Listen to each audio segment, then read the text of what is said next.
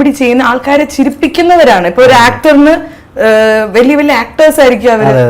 അബീക്കനെ പോലത്തെ ആൾക്കാരായിരുന്നു ഞാൻ നോക്കുക. അപ്പം tell us about your dad. and ഇപ്പം അബീക്ക ഉണ്ടായിരുന്നെങ്കിൽ he would have been so proud of you, അല്ലേ? so proud of you. so എങ്ങനെയായിരുന്നു അച്ഛനായിട്ടുള്ള relationship? what is your most fondest memory of അബീക്ക? ഒരു കാര്യം മാത്രമായിട്ട് പറയാൻ അറിഞ്ഞൂടാ, എന്നാലും ഞാനൊരു ജനറൽ ആയിട്ട് കുറച്ച് കാര്യങ്ങൾ പറയാം. എൻ്റെ ഒരു ചെറുപ്പകാലം വാപ്സിയുടെ ട്രൂപ്പിന്റെ റിഹേഴ്സൽസ് നടക്കുന്ന റിഹേഴ്സൽ ക്യാമ്പുകളിലായിരുന്നു.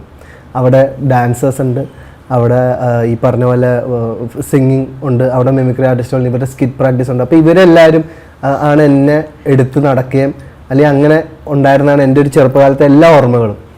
അപ്പോൾ ഈ ഒരു കലാപരമായ ഒരു ബാക്ക്ഗ്രൗണ്ടിലൂടെയാണ് ആ ഒരു ബാക്ക്ഗ്രൗണ്ട് എനിക്ക് സെറ്റ് ചെയ്ത് ശരിക്കും എനിക്ക് അങ്ങനെ ഒരു ഇത് കിട്ടിയത് വാപ്സിയുടെ ആ ഒരു ലൈഫ് സ്റ്റൈൽ കാരണമാണ്. ഞാൻ ആദ്യമായിട്ട് ദക്ഷിണ വെച്ചത് രാജേഷ് മാസ്റ്റർ എന്നില്ല, പുള്ളിക്കാരൻ മരിച്ചു. അപ്പോൾ ആ ഒരു